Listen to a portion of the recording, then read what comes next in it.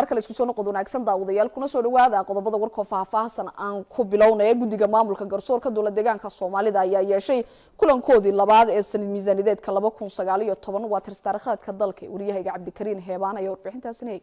guddiga maamulka garsoorka deegaanka Soomaalida ayaa yeeshay kulankoodii labaad ee sanad miisaaniyadeedka 2019 tirsiga Itoobiya kulanka uu shir gudoomiyay gudoomiyaha maxkamadda guud ee dowladda deegaanka Soomaalida mudane Cabdikariim Axmed Aadan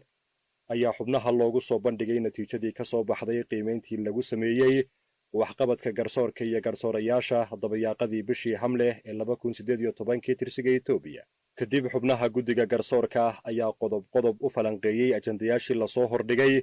waxaana gabagabadii xubnuhu ansixiyeen qodobadan shaqo ka cayrinta 5 xubnood oo isugu jira hal gudoomiye iyo 4 garsoore kuwaasi oo ku kacay falal liddi kuwa anshaxa iyo dhowrsanaanta laga rabo garsoorayaasha 17 xubnood oo caadaystay kuna sifoobay mashaqaysanimo isla markaana gudan waayay waajibaadkoodii shaqo ee loo igmaday kuwaasi oo guddigu siiyay digniin kama dambays ah iyo in kor joogtayn shaqo lagu sameeyo muddo bil ah iyada oo laga duulayo culayska shaqo khibradda iyo waayo-aragnimada lagama maarmaanka u ah shaqada waxaa la isku bedelay 8 ka mid ah gudoomiyayaasha maxkamadaha sare ee gobolada deegaanka gudoomiyayaal cusub oo loo magacaabay maxkamadaha degmooyinka Shinile iyo Ceeloogaadeen ee gobolada City iyo Qorraxay shirweynihii 18